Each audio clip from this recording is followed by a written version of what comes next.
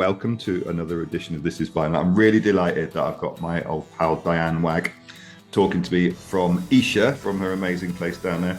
And Diane, gosh, where do you start? What a CV. You have worked with an amazing amount of people, everybody from David Bowie to Thin Lizzy, Phil Lynott, George Michael, Beth Orton, Rialto, Waterboys, Republica, Scouting for Girls. Have I missed anybody? Probably missed loads of people, haven't I? Anyway, Diane, welcome.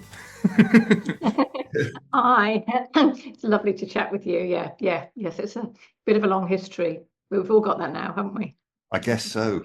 That's been part of the point of this. It's just been really good fun to catch up with lots of people and reminisce a little bit, but also, it's kind of it's important to understand where things came from, to understand where things are going. But how did you get started? You started telling me just before we got on air that you started collecting records at the age of 5.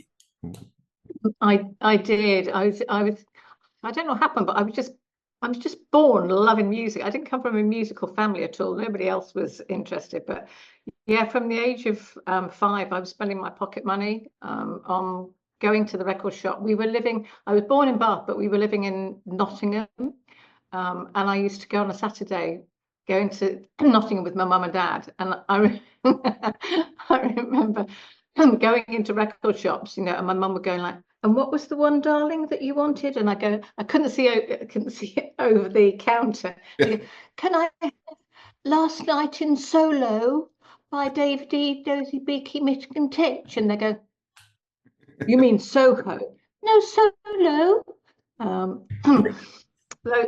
Yeah, that was I just started buying records, just got completely obsessed with music all the way through. And I think, at that sort of age, I'd already worked out, I don't know how, that I wanted to work in a recording studio.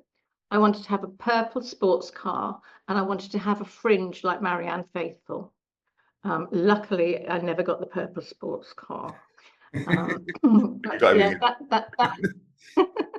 that was how it started. And then we moved to London when I was about 12, and literally nearly all my friends went into the music business. They were all in bands. My first friends were Pete Townshend's younger brothers, Tony Butler, who went into big country, Pete McCoskey, who was a journalist, used to write for Sound, but we all went into the music industry. So from the year dot, it was all about sort of vinyl, collecting records. Yeah, Amazing. it's a real kind of influence, isn't it? Because I was the same thing. I got obsessed with that format with just records, and it was like a sponge, I guess, just absorbing stuff. And I was playing instruments as well. I was teaching myself the guitar and wanted to be in a band, wanted to be a rock star. Then you kind of suddenly realize that maybe that's not quite going to be so possible. So I moved into the dark side, obviously, which is great fun. No regrets. So what was your first job in music then? The first job in music was EMI Records A&R department, and that was another lucky one because my parents had not been to uni as growing up, so they wanted us to do our A levels, go to uni. At that age, probably educate a girl so that she could get a good husband, like a lawyer or an accountant or whatever. But anyway, because I've been obsessed with music, I managed to negotiate leaving school at 16, and they went away on a family holiday. And while they're away, I managed to land a job working for Nick Mobbs at EMI Records, the A&R director. And I think in those days, if you were going in as a girl, you went in as a secretary. And if you were a guy, you went in as a gopher. There wasn't any training or anything. And I landed a job working for him, which was amazing because I think usually if you work for a director at EMI in those days, you'd have to be nearly 30 and very experienced. But he wanted a kid who was into music. So I landed my first job there, which was amazing. Kate Bush. I did quite a lot. I'm still friends with Glenn Matlock, actually. Rich Kids. So it was the Pistols, but just coming out of that into the people who stayed behind. Rich Kids, Clash, whatever. So that was my first job in A&R.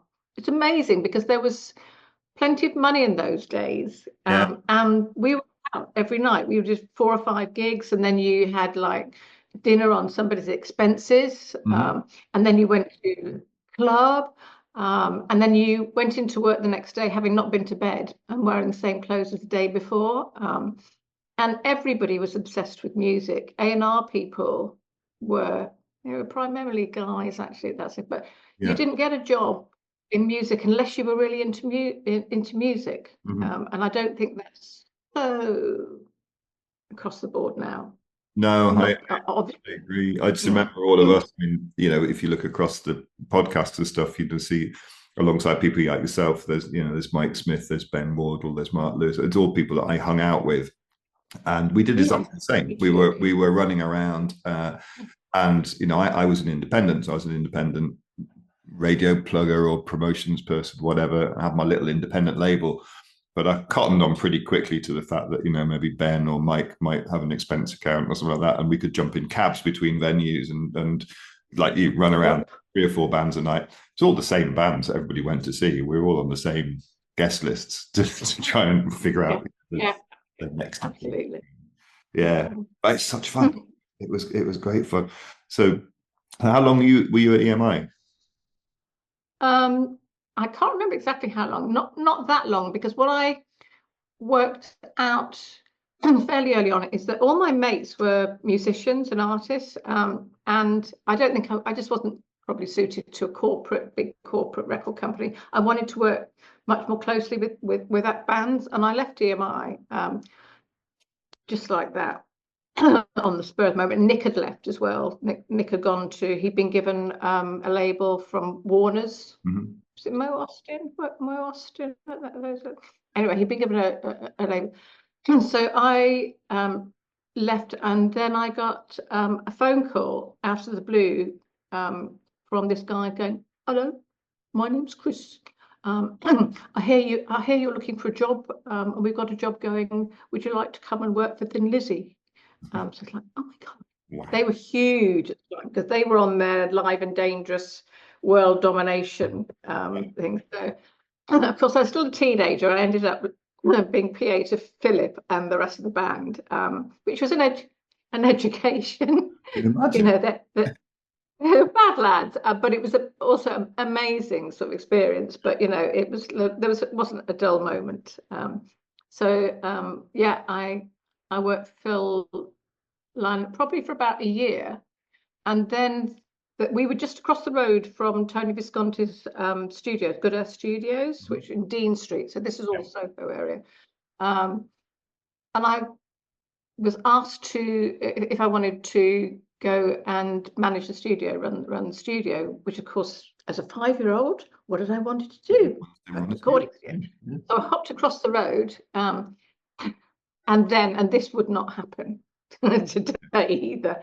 After 3 weeks, Tony came in with Mary Hopkin, who was his wife at the time, and said, would I be director of all of their companies? It was a bit of a set up with these accountants and lawyers and things, and it's like, yeah, do that. Yeah, today you would not go in and become a director of a major iconic record producers companies worldwide if you were a teenager with no experience. But the great thing, I think, which I sort of impart to artists and managers that I consult for now, is that if you don't know that you can't, then generally you just get on and do it. So I found myself on a plane by myself flying over to Caracas in Venezuela, and then taking a little hopper plane over to the Netherlands Antilles, the little islands there, sort of tax haven. And I waltzed in there. I think I was wearing like leopard print pants and spiky hair probably at that point. And suddenly saw myself at the head of this table where there were 12 people in suits that were older than my dad.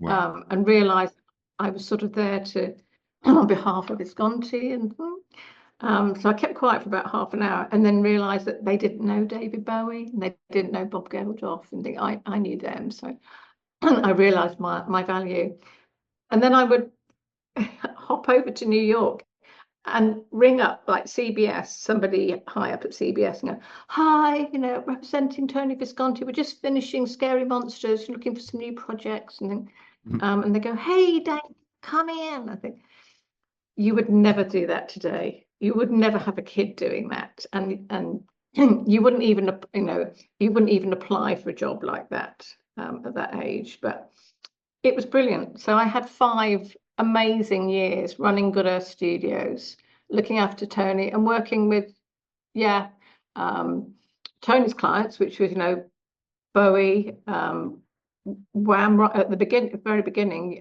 Wham, we were involved quite early on that.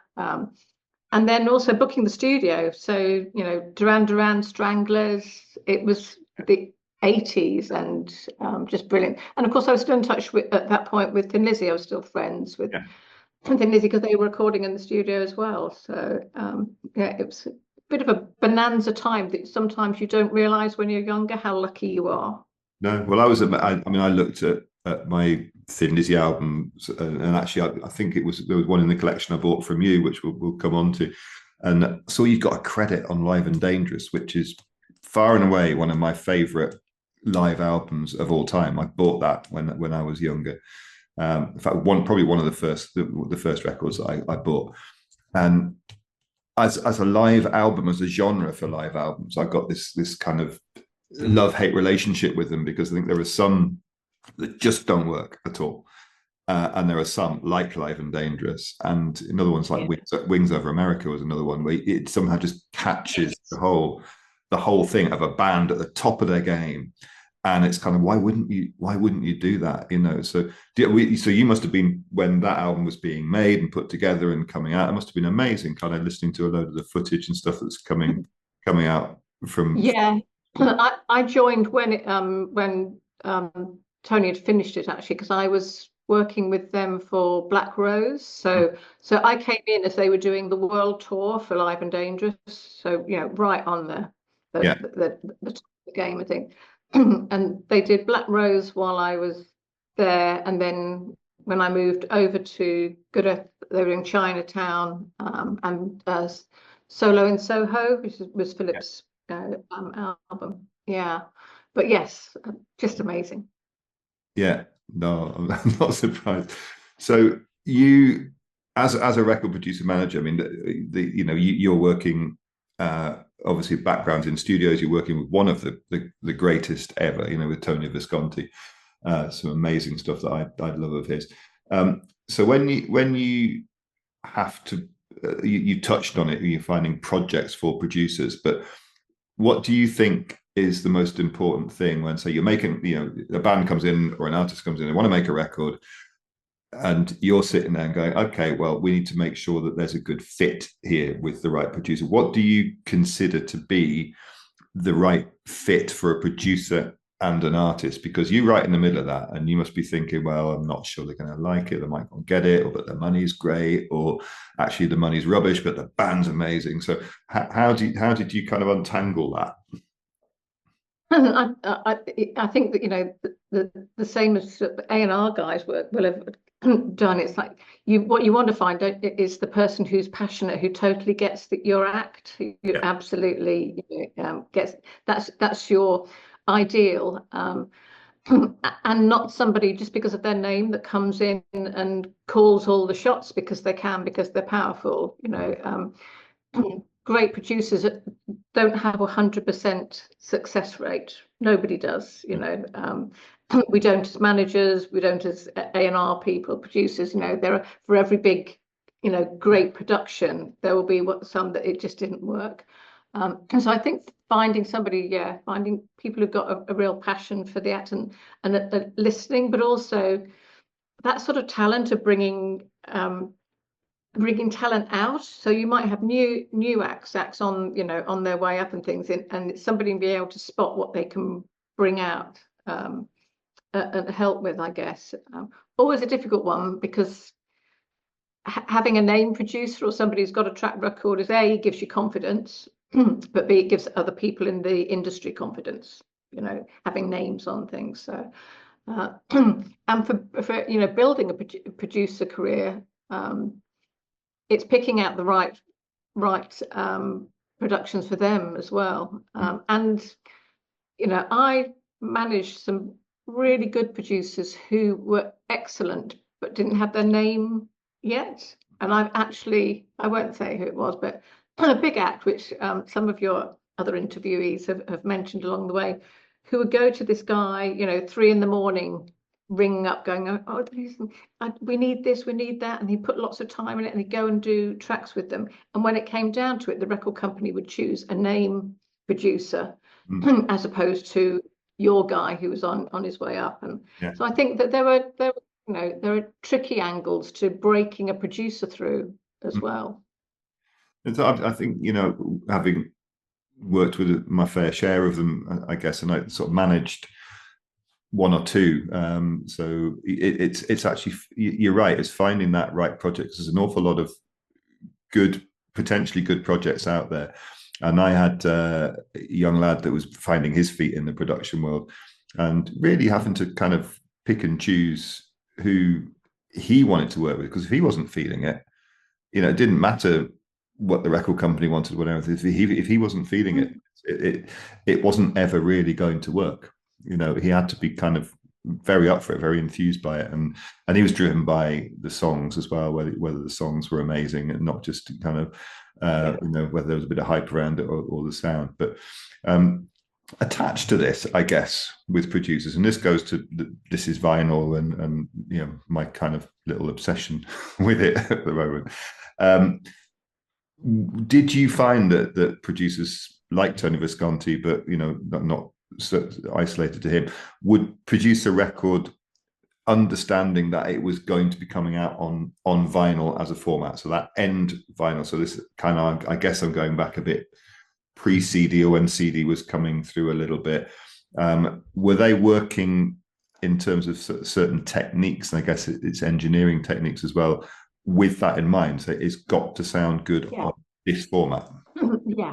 Yes, absolutely. And I don't know, enough about life in the control rooms. Spent a lot of time in control rooms, but into whether that's particularly sort of changed with technology. And we know that the sound isn't as great on streaming as it is compared to vinyl and things. So I don't know how much it's easier now to get sound right, but it was really important. And it was really important, just like, loving Neve, a Neve desk with faders. And there was something about, the gear that you had in a studio and what you worked on. So, it was a big thing, getting the sound right, really, really.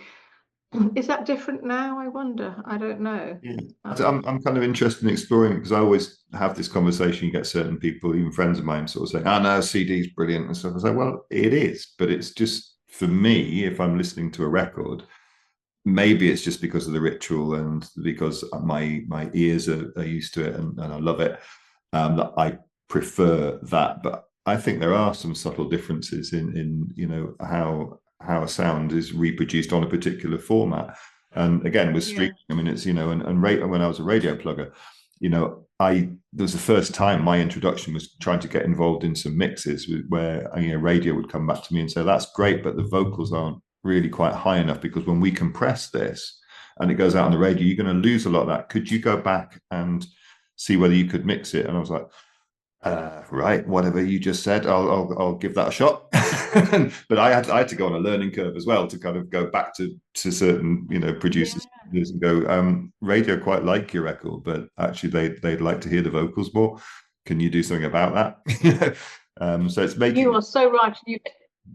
Sorry. I mean, you've reminded me that, and that used to happen so often. Like, the plugger would come back with, the radio think this, or can you do a remix and things. And I remember people getting, "No, we're not going to do any sort of remixing," and other people going, no, whatever you want. Yeah. So I'd forgotten that. Yeah. I once cut a minute and 15 seconds out of a band's track that I managed to make a radio edit for it, and I didn't tell them. And because they were like that, they were kind of like, "You're not touching it, you're not doing anything with it," So I just quietly went away to Blackwing Studios, it was, and gently went away, did a little a little edit. Well, it wasn't such a little edit; it was a massive edit. And then the band came in, and I said, "Okay, well, I just wanted to approve this because this is going to radio and play them." Oh my god, it's amazing! That's brilliant! That's brilliant! Ah, magic! I said, "You know, I've cut a minute and a half out of this, don't you?" And they're like, "What?" And because it had hung together so well, they weren't listening to necessarily the track. They but they went with it, and I was like, well, it's a bit late. And that single got single of the week in Melody Makers, single of the week in Enemy, all over the evening session at Radio One, and it was only because it was a great song. Done the edit, yeah. That's brilliant. What a star you are. Well, yes, but yes, I like to. I can take credit for all. it's not. But yeah, that and that's very common. And I think, yeah, memory long time ago. I think that happened with Pistols thing at EMI. I think somebody hopped in and did edits and things with, and it certainly, it happened. Yeah, happened a lot. And I even think. I think with deconstruction, something happened on a Republica record at once, at one point along those lines, and then the band found out and weren't very happy. But my memory is fuzzy on that. But yeah, it's ringing bells. Mine too. Mostly, it's that most of the '90s is a problem for me, but it was fun. Yeah. So we talked a little bit about kind of your career in there, but I want to just kind of touch again a bit more on the vinyl thing, because I bought your record collection and it was fabulous. I know, and it's great, and I've still got one or two of them actually, because there's a few in there that I just thought I've got to keep those. I'm going to hang on those because they're wonderful. So you sort of said about starting collecting, but you're, I mean, I can see from it. I don't often get to do this, but I have seen your record collection, and it was brilliant. So you must have been a pretty avid collector, and they were all kept beautifully as well. So what is that part of your DNA, if you like? Is this kind of collecting gene? Yeah. I think it was, and and also, as you know, it's a mega decision to sell who would do that. But I was moving around and just had these 7 massive boxes of vinyl, just thinking I can't keep carting it round. And actually, I played, a selection of them, but otherwise they're, as you say, pristine. I mean, a lot of them that I sold to you hadn't even been played, because what happened, of course, is as soon as I left from school to EMI 16, and those days, I would just get my boss every Friday to sign off on 20 vinyl, and I'd give that to the the department that did vinyl, and then a messenger would come up, well, here's your vinyl for for this week and whatever. So I was collecting all the stuff that as a little kid, way before my time, 60s and 70s stuff that, way before my time and things, but I had to collect all of that because I knew about, about that. And then what we would do is on the Friday evening, I would then meet up with girls. I was at EMI with CBS and Warner's, and we would do swaps because we were all doing the same. So we go, okay, do you want these 10? Can I have 10 from CBS, please? So we would swap them and things. So a lot of it was pristine that you inherited. And I just absolutely loved vinyl. I'm sure that there must have been some there which have been really, really played. I kept most of the ones like that here. So I think most of it was good quality that you got. But and those whole sort of, the thing about vinyl is the posters that were inside, and all the tactile thing of, my sort of, I was a massive fan of the faces, and it was like, oh, there's a massive, great big poster, a collage, or there's a thing where the face moves or whatever. Yeah. It was those things, wasn't it? It's the things that you could read it, and it's like, here's the lyrics, well, these are all the people that, worked on it and things. And actually thinking about it, when I landed the job at EMI while my parents were on holiday, so I just left school at school holidays, and I had written to all the girls who worked for big bands. Mm-hmm. So I'd looked back at my vinyls and gone, oh, and I always remember Shirley Arnold. She had the job that was so amazing because she worked for Rod Stewart and the Faces. Uh-huh. I'm sure that was her name. And I think I found the same sort of thing, Eric Clapton, Rolling Stones. So I was writing, asking for jobs because I'd read who worked on the album, who's in the office. Amazing. Yeah, amazing. We used to do the same thing. I mean, I remember going around to my friends in A&R, and of course, I'd got all the promo copies for all the bands I was working for radio. So, I might at any point in time have something by, Carter the Unstoppable Sex Machine, or the Levellers, or New Model Army, or Catherine Wheel, or, Thousand Yard Stare, whoever it was at the time. There's a lot of pre-Britpop stuff that I had. But I remember particularly around Catherine Wheel was a popular one. Where you go and see a lot of the A&R people wanted to see me because I was already working with these bands before they had their major label. But it was the same kind of thing. It would be kind of like, yeah, come and have lunch and bring a bag. So I would always bring a nice empty bag or bag with some of my promo CDs and 12s and what have you. And then we'd do the same thing. So we'd swap. So there's quite a lot of the records I've got here. I remember going to see someone like, I don't know, James Dowdle at Island Records. And I was a big Julian Cope fan. He went, well, knock yourself out. So there's loads of, yeah. In fact, Neil Story. I think my parents did well out of it all as well, because there was sort of EMI had a good classical collection. So there's classical, EMI classical, and then all the middle of the road, there was a middle of the road division. So things like Cliff Richard, Frankie Vaughan, all those things, but they did well out of it too. Yeah, well, I was going to say, I mean, Neil Story was the first, because I was, before I was working in the music industry, I'd been an Ents manager, and he was one of the few people that actually responded to me when he was at Arista. He said, come and see me. And I was a massive Patti Smith fan, still am, and went in. I was kind of like, just if I could work at the same label with Scott Patti Smith. Look, I don't have anything, but we had a lovely chat. And again, he said, you're a Patti Smith fan? He said, give me a bag. And then just literally filled it with the entire catalogue plus a few other bits of it. And that's one of my early lessons in kind of how to fill sections of your vinyl collection. Write letters, go and see people, be nice. Yeah, that's right. Yeah, and they'll palm you off. Even if they have to palm you off, you'll get vinyl. I was happy to be palmed off. I'm easily bought. It was very, very easy to palm me off with certain vinyl. But yeah, so that collection, I mean, it's sort of a reflection of, I think, mine would be the same thing with if someone kind of forensically went through my collection, it'd be almost there's a reflection of me, sitting as like a mirror to me. And I guess that it looked to me, knowing what you've done and the artists you've worked with, I was looking through this and going like, okay, well, you've worked with those guys, and that's EMI, and I could almost tell, that this is Diane, this is your life in a collection. Did you feel that? Was it hard to let go? Yeah, it was hard. I mean, I thought about it for ages, and had enough friends going, you must be mad, so it was hard, and then it just came down to a logistics thing, really. I've kept the vinyl that where I've got credits, or where all of the artists I've ever managed, I've kept those. Artists that I particularly love or have a connection with, I've kept that. But eventually it was like, well, there's a decision to be made. And I think the big one, I put a thing up on, I think it was Facebook or Instagram, saying, anybody know, a vinyl guru?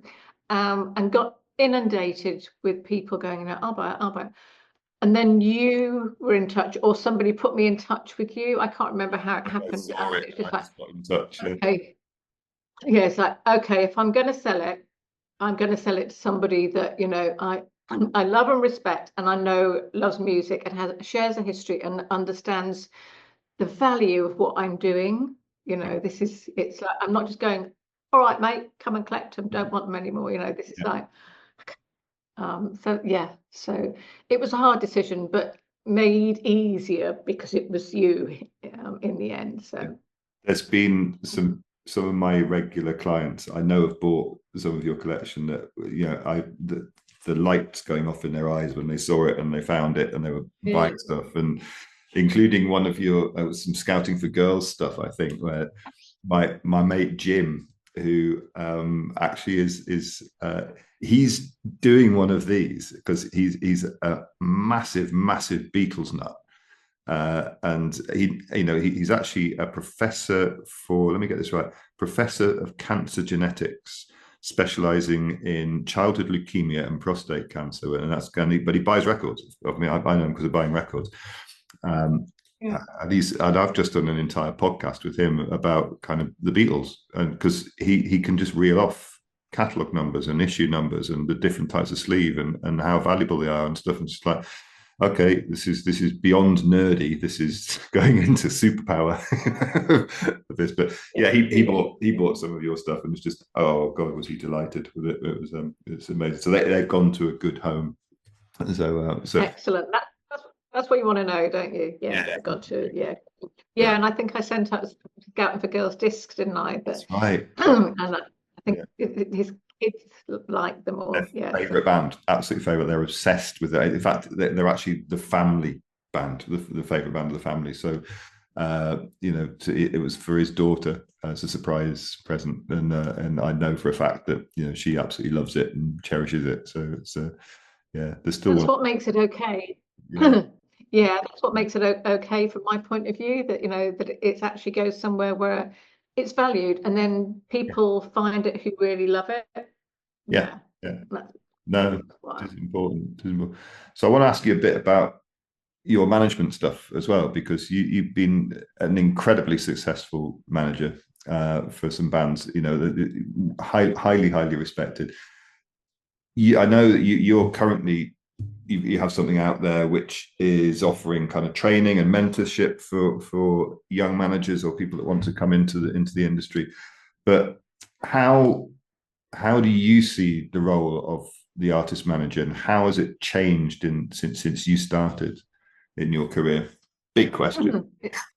Yes, it's a big question, and it's changed massively. So when I started, I think the first act that I managed was the Hollow Men, which is when I met Neil, because the Hollow Men were signed to Arista. They were a Leeds band. It's another one of those, we all have them. The band that should have been really big, they were just so talented. So Hollow Men, and then I ran a lot of studios to producer management and things, and then I hooked up with Dave James, who had been in like Modern Romance and the Leighton Buzzards. He was managing Jar Wobble, and we hooked up. So through the 90s, we signed Republica, Rialto, Beth Orton, Mike Scott from Waterboys, Miles Hunt from Wonder Stuff, Sunhouse, another band that really should have made it. Sunhouse were on Independiente. They were great. So absolutely loved that. And I think the role of the manager then was, finding talent, but it was very much sort of, a little bit of A&Ring and things, but basically, getting deals, negotiating, having a career overview, coordinating everybody, knowing the right things to do. And I think that if I couldn't get somebody a record or publishing deal within 6 months of starting to manage them, I probably wasn't the right manager in those days. And you would then get a deal, and even if it was development, an early deal, you would be financed, the band would be financed, and you'd also have a big team of people that you were working with. So it was a collective, collaborative thing. And I think what's happened, and that was still the case with Scouting for Girls as well. I think we were the last management company to do a sort of an old-fashioned record deal with Epic before they started doing 360-degree and trying out all the different models and things. And we did get hassled quite a lot to change that deal, but we were like, no, we've done the figures and we know what the band would earn for the two different models and things. But it's changed, hugely now. there are good and bad things, aren't there? You know, anybody now can record, you know, anybody can release a record, which is great, all power to the artist.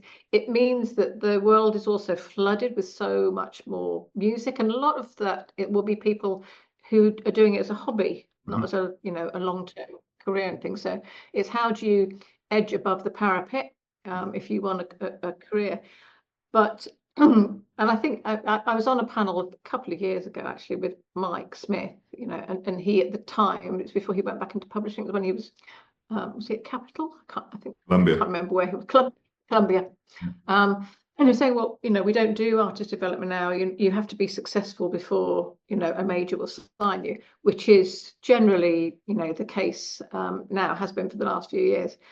Which means that the manager and artist now will spend 2 or 3 years not earning any money, just having to do everything. I have a checklist of 30 things that a self-managing artist has to do before they write anything. You know, all the sort of what their goals and expectations are, the values, the branding, the PRS, the PPL, the video, the artwork, you know, just everything, what they're going to do live, and how you're going to do all of this with no money.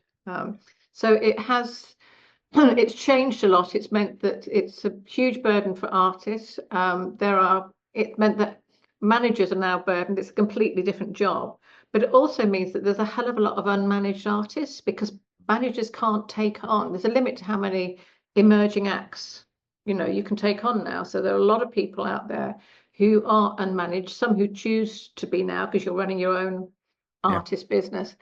I think it's changed massively because it's the manager who does A&R now and everything. And 20% of nothing for 2 or 3 years isn't actually viable to run a business on. Well, so I always said that 20% of nothing is nothing. You know, in fact, it's not even nothing because you're investing. You're actually putting not just your time. What value do you put on your time? What value do you put on your, you know, having to have a mobile phone contract, having to keep your computer updated, you know, your opportunity costs of stuff. You know, you can't eat thin air. Of artists, I still don't believe understand that. They just, you know, that they and it's this misconception that I found a lot was, we want to manage you. We want you to get us gigs. I said, well, you want me to manage you to get you gigs? That's not what I do.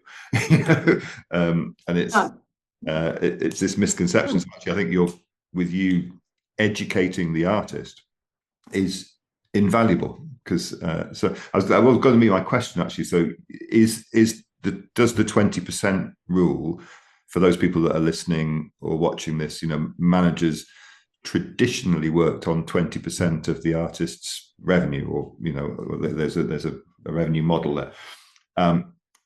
Do you think that's viable in the modern world? It's viable if your act is already really successful and rolling. It's fabulous, but it's not viable mostly. And so there are a lot of different business models are coming in. So there's a 20%. Some managers will take more than 20% now, 25, 30%, because they're having to do so much more. There are quite a lot of managers now revenue sharing, which, you know, you would never have done before. I mean, you would always tell your artists, like, don't give away any rights, you know, and artist lawyers wouldn't approve things.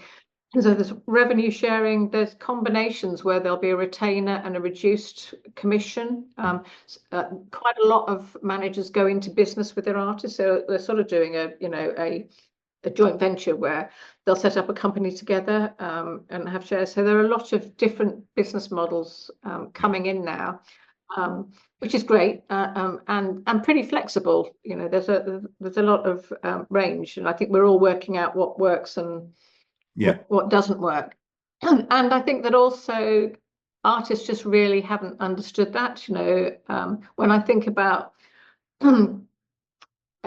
any number of the emerging acts, but think about one in particular, we probably spent about 50 grand on her in effect, in terms of like everybody working for free, and you know, really sort of slogging away. And there is a lack of understanding. The reason that I'm doing what I'm doing now is coming out of the pandemic, well, during the pandemic, I had 3 emerging acts whose live career was just about to take off.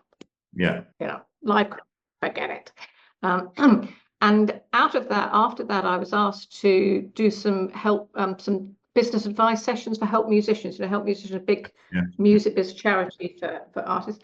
And when you get funding from Help Musicians, they also give each artist 6 hours of free business advice. Right. Because what's the point? What's the point of giving an artist a load of money if they're new? Well, not even if they're new. And then just going like, okay, off you go. Bye, on your own. I think the expression we used to use was pissing it up against the wall. So.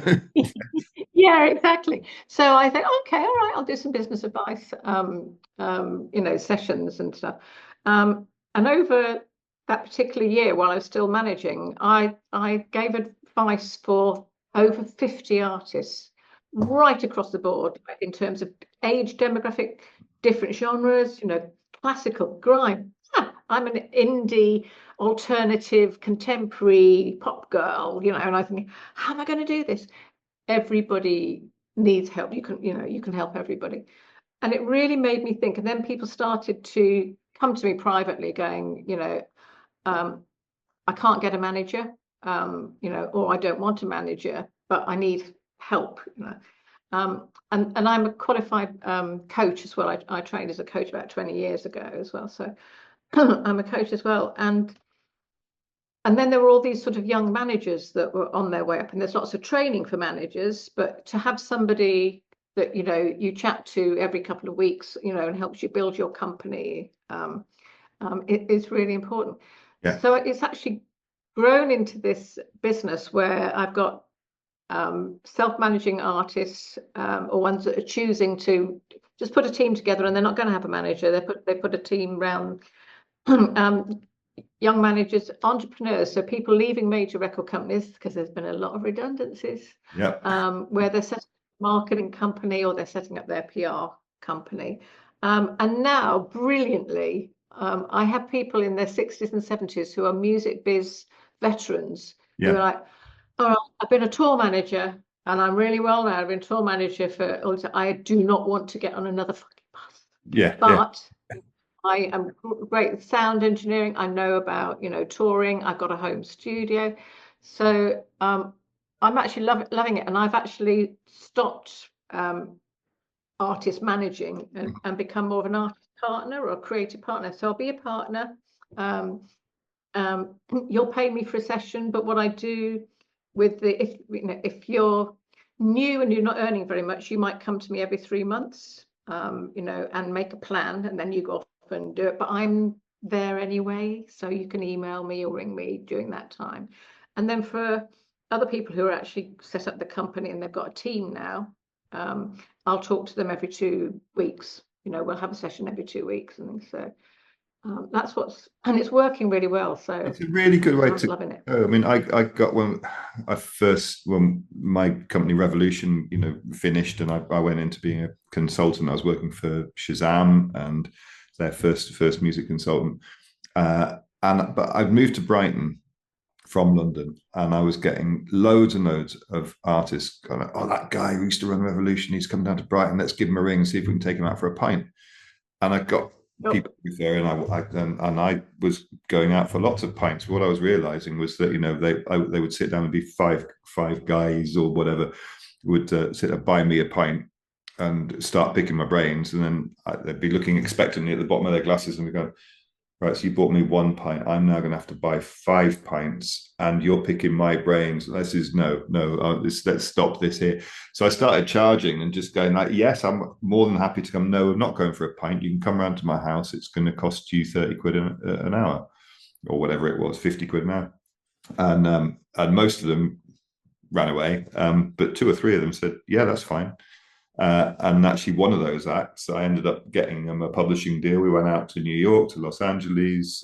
We did showcases, all sorts of stuff, purely from that. But from what you're saying, it was purely from kind of, no, let's put this on a proper business footing. Let's partner up with you, and actually, you have to show me that you're prepared to put your hand in your pocket. A lot of you you've got jobs. You're able to go out and have a bite to eat with your boyfriend or your girlfriend, and you can Yeah, you go to the gym, you buy coffee every morning, exactly. yeah, you can, if you're serious, you'll pay a plugger, you'll get funding or borrow money for, somebody to do your press for you. Yeah. You'll find a way of doing your limited edition vinyl. Yeah. So therefore, I have 30, 40 years music business experience. It's, Yeah. it's worth, it's worth it, Yeah. and what I love about what I'm doing as well is that I've obviously always managed darlings, people and things, but what I love about the consultancy thing is like, I tell you, I advise you, we brainstorm, and we come up with strategies and plans and things, and then you go and do it. I'm here to give you advice and I'm in the background thing, but you go and do it. Whereas on the artist management front, it'd be like they expect the manager to do it. Yeah, exactly. Or you give them advice or make a plan, and then they go and do something completely different. Yes. Yeah.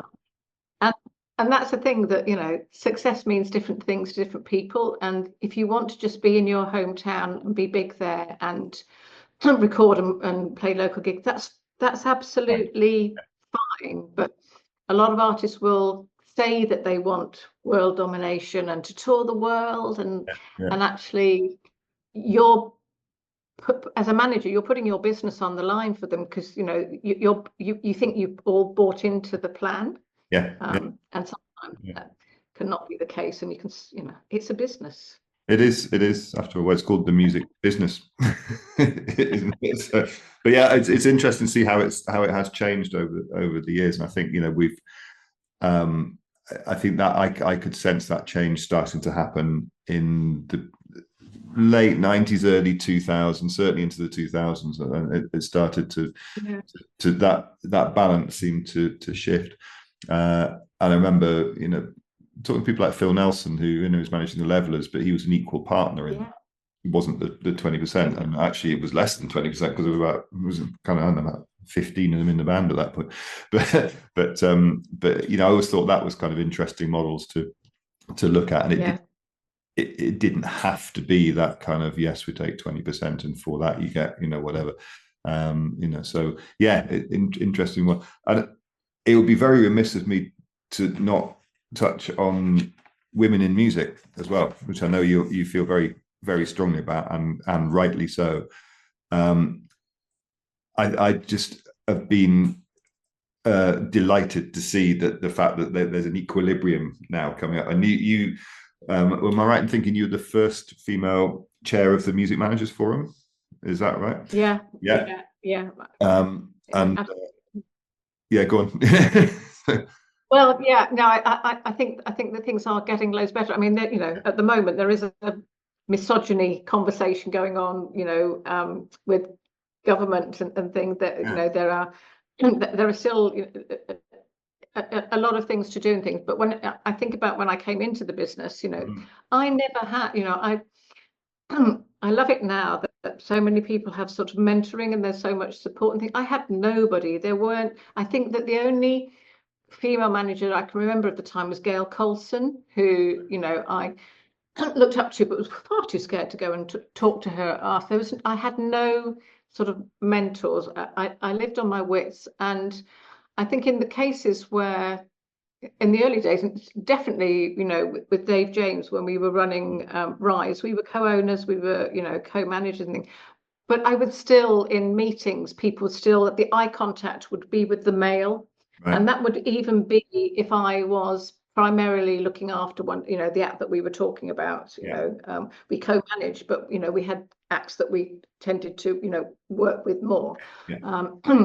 And you'd still get the guys, as they were generally in the record company, eyeballing and talking to the bloke in the room.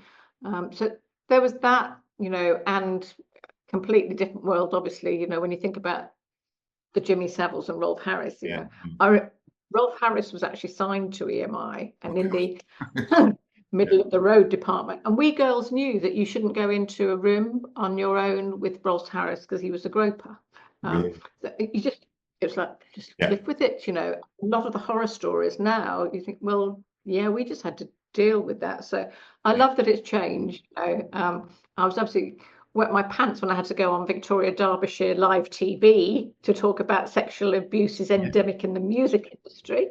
But I'm glad things are moving forward for sure. And just female producers, I had a female tape op come and work at Good Earth, when I doing the Visconti days, and that was like, oh my God, it's a girl tape op. Yeah.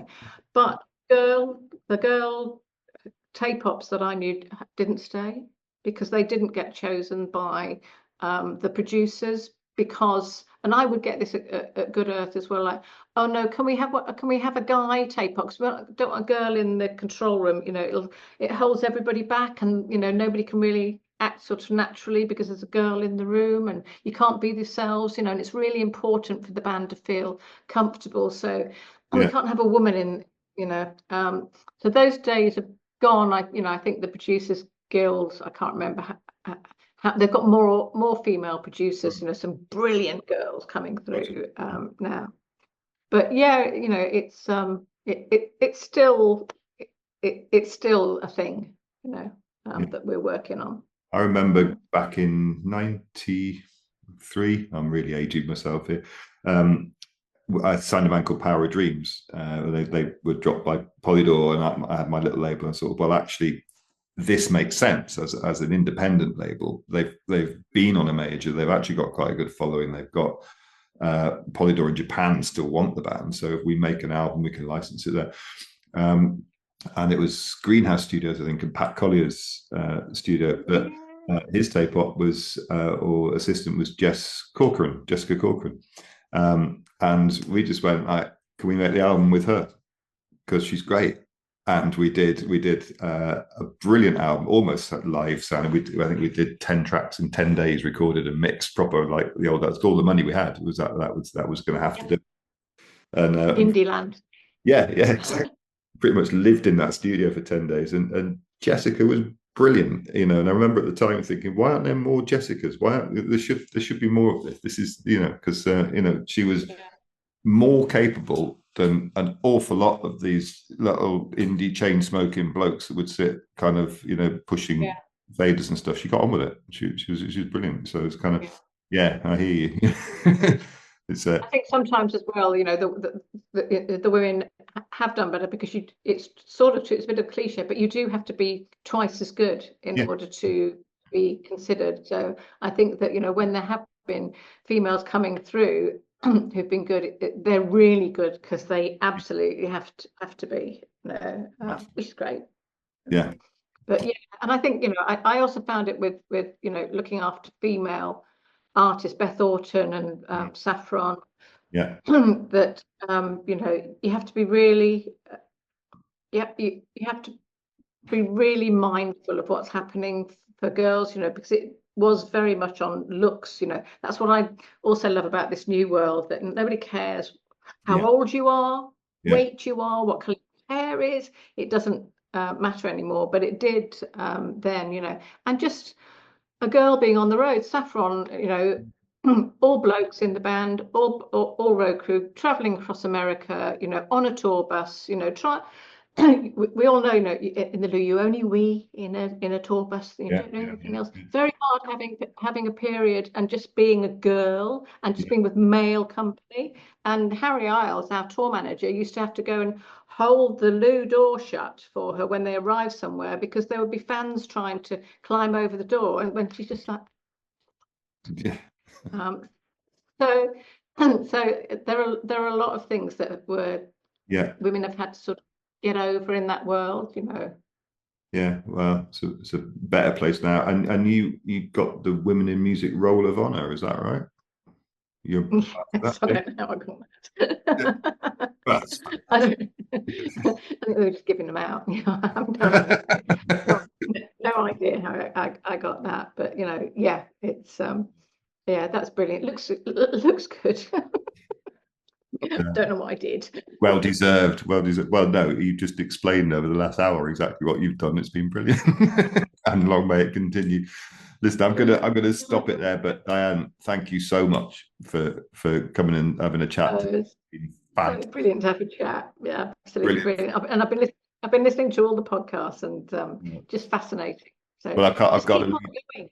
Oh, I've got to ask you one final question though, which I've asked quite a few people. So, you're sitting in your beautiful flat in Isha, and let's God forbid, you get a massive flood or it starts burning down or something. You've got time to rescue one album. That's all you've got time for. What's it going to be? Oh God. That is so difficult. A signed copy of The Kick Inside, Kate Bush, probably. Oh, brilliant, brilliant. There you go. Right, we're going to leave it on that one. Diane, thank you so much. Lots of love. All right, my love. This podcast was presented by Mark Hobrow, produced by Swansfield Music. It was edited by James Gray for Kinetic Studios. Title music is Stoner Punk, published by Boost Music and Lift Music. Copyright 2024.